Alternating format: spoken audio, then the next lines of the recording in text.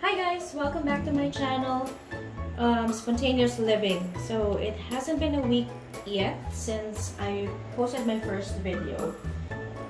Now please don't expect to see any major changes because it has just been a day or two, I believe. Now, what I'm going to talk about today is how I care for and maintain my indoor plants. Because one of my friends sent me a message and was asking me how I do that. So I'll just give you an what do you call that? An overview, or I'll show you how my plants are doing right now for a week inside apartment. So look at those black cherry tomatoes, so they're ripening already. And then beside it would be the sweet 100s. You see, some are already turning red orange, some are orange yellowish. So the tomatoes are really doing great here inside.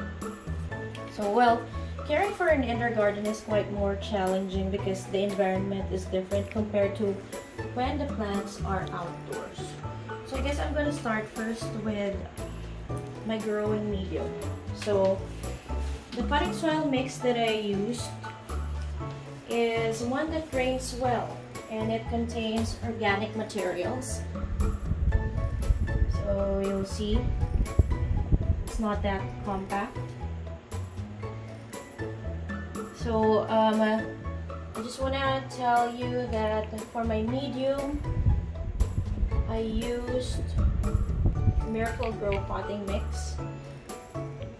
Then I added Gulf Green organic compost, about an inch on top of it, the one with the worm castings. So that's what I used for my plants. Now for my husband's cannabis plants, those two in there, I don't know if you'll be able to see it. So those two cannabis plants, I was advised when I bought the seedlings to use the Pro Mix potting soil, so that's what I bought. So as you can see, the leaves of this particular cannabis plants might have been infected by some kind of fungi, so I'm suspecting it's powdery mildew. So I've read somewhere that I can spray it with milk and water solution, so that will be 40% milk and then 60% water.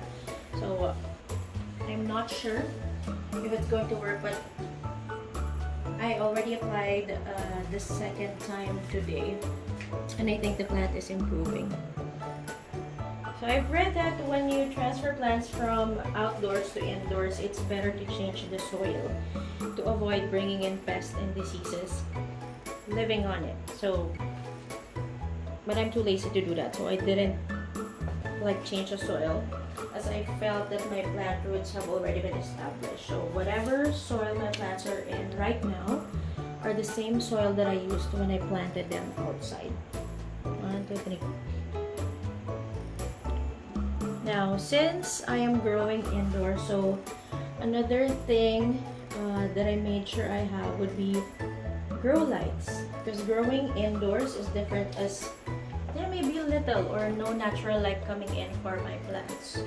So I think I have an east facing door that gives minimal light, so I purchased grow lights to supplement my lack of natural lighting source. So as you can see with my grow lights, so I have this setup. I bought 5 LED full spectrum grow lights. So the bigger ones will be the 16 watts, and then the 3 smaller light bulbs, you can see, will be the 9 watts. So all made by Faith Electric. And then I also bought this one. It's a 2 feet LED Faith Electric grow light that has full spectrum as well. It says it has enriched blue spectrum for cannabis plants and herbs and my smaller plants. So these lights I I keep on 16 to 20 hours a day. So another thing that I'm trying to keep track of would be my watering, because plants are not subjected to outdoor heat, so they don't dry out as frequently. So I just make sure that my soil is moist. See? Still moist, but not damp or dry. And make sure that your water will not collect under the plant or in saucers, as it can lead to root rotting or the plant's getting a disease. Now going to the fertilizer that I use. So for my seedlings, I use the one on the left, which is the fish fertilizer. So I just dilute it in water. I just follow the instructions on the container. And then for my bigger plants, I use this regular plant food from Miracle-Gro as well. To shake and feed, what I do is that I put it on top of the plants, making sure that it doesn't go to the stem, and then I just water the plant to start feeding my plants. So I fertilize every 2 weeks. That way the plants in the containers would have constant nutrient supply. So as you can see, we live in an apartment, so I only have limited growing space. So what I did was I placed my plants close to each other together. That will be on one side, so that I'd be able to create a microenvironment. Then I mist my plants. That will be daily, so that actually to add moisture, since the air can be too dry in here, because you know I have the heater on. So I just mist to add humidity, or just to humidify these plants. So I do this sometimes, actually I do this several times a day. And then what I do is I have a fan that is turned on in there to aid in air circulation. And then so I have a small heater here to maintain a higher temperature environment, especially because nights here can get really cold. So aside from the things that I mentioned to you, what I do is I also regularly harvest ripened or ripening fruits to stimulate my plants to produce more. So this is what I'm going to do. I'm going to look for that one on this side. Just go in there. So I'm going to cut the whole stem off.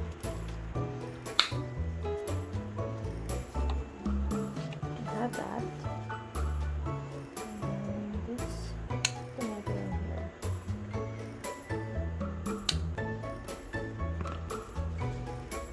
I have one in here as well.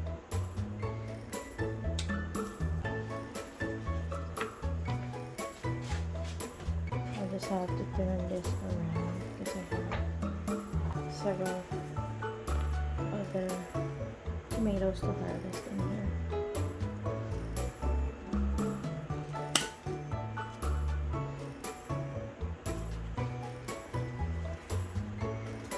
So this particular black cherry tomato plant is very productive. As you can see, there are more fruits developing in here, and then it's flowering. That's why I always watch out and prune the plant as well, and look for suckers like this. So this is what we call a sucker. So you have that main stem in there, and then there's another stem that's growing in here. The sucker would be this one growing in the middle. So I just pruned it. So it's very easy.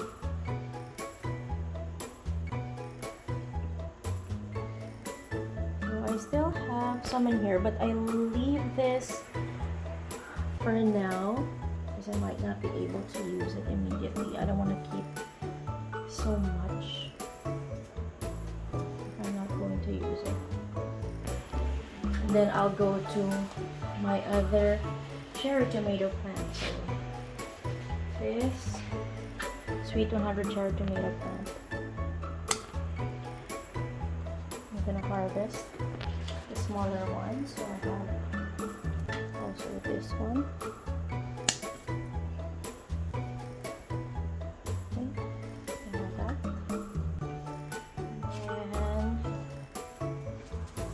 Turn this around so you'll be able to see the other tomatoes that I'm getting in here.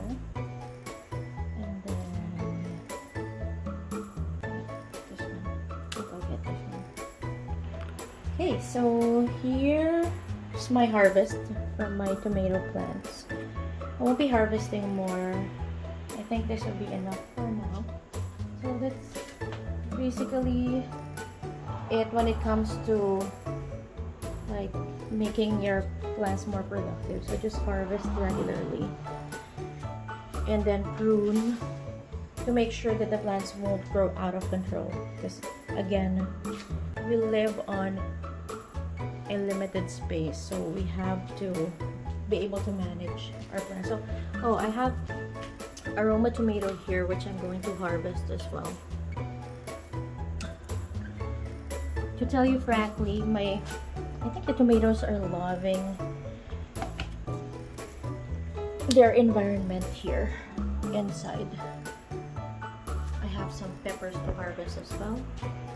So I have some peppers to harvest here as well. I have this green pepper in here. I won't be getting the other smaller ones. These long purple peppers. I thought these peppers are not going to be hot, but surprisingly when I tasted one, it's actually spicy. So I'm just going to get a few.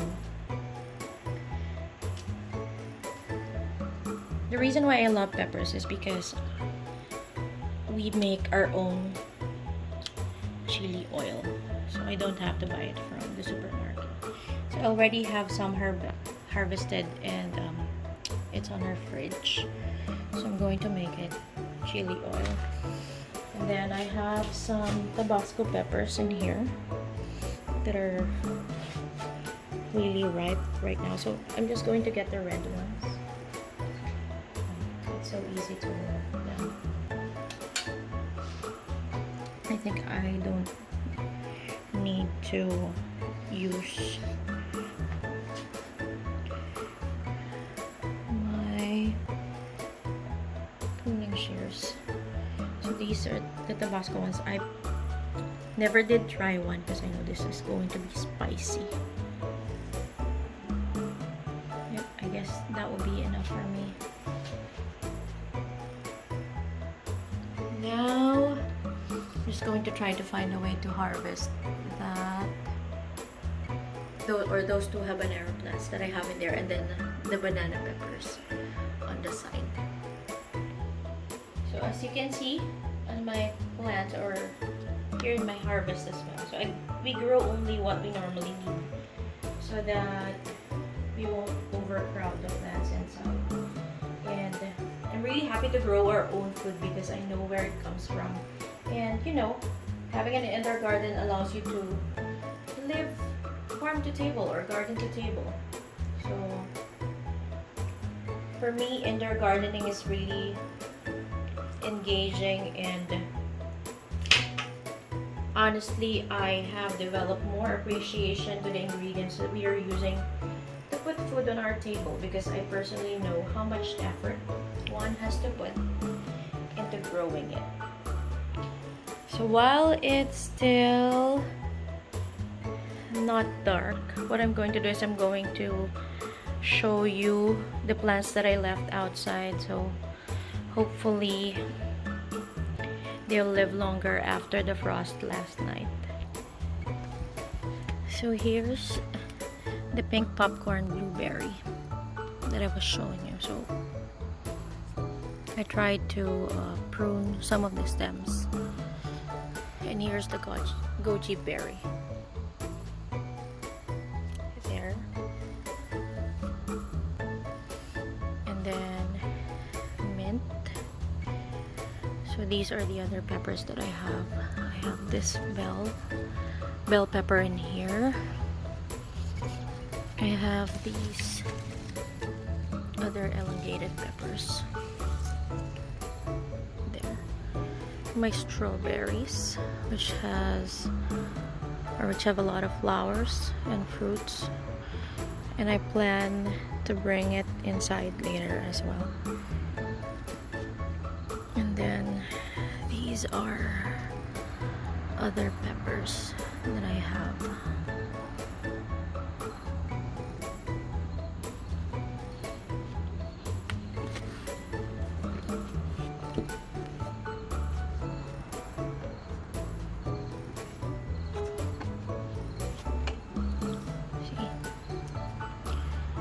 Some of my plants have just started flowering.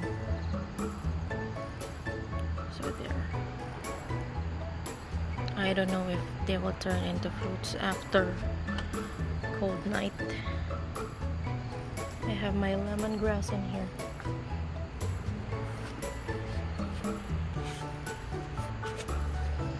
And then this Roma tomato.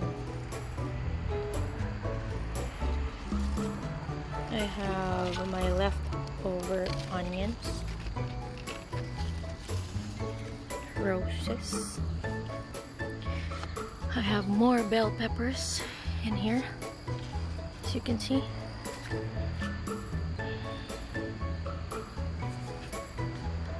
These are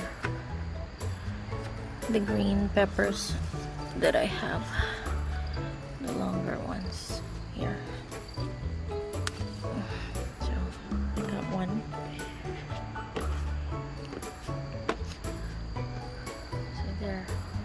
There are a lot of peppers.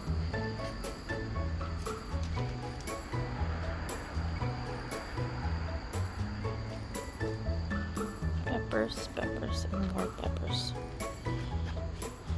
So I have mint. Just want to show you my cucumber plant, which is really hit by the frost. So I don't think it would last that long. So some of the fruits have already, I think, froze. But there are a lot more that are coming. So I still have this, and then that one, which I may probably harvest soon. There. And then there's another one. So there you have it. Please watch out for more, as I will be showing not only videos about plants, but also other random things that I found, or random things that I find enjoyable and worth doing at a particular time. So again, my channel is Spontaneous Living.